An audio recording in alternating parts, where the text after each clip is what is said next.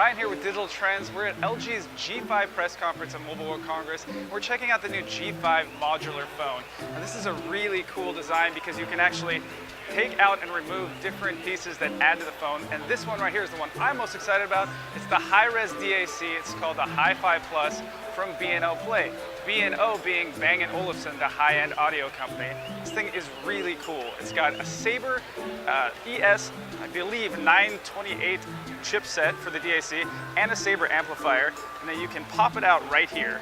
It pulls out and it actually holds the battery, but this piece right here is the DAC. You pop it back in and you get hi-fi sound up to 32-bit, and they tell me it does at least 192K sample rate. It might even do higher. So you can do all of your high-res files there. Now I was able to check it out. It sounded okay with the H3 headphones that come with it, but when I used my Westone W40, it sounded pretty darn good.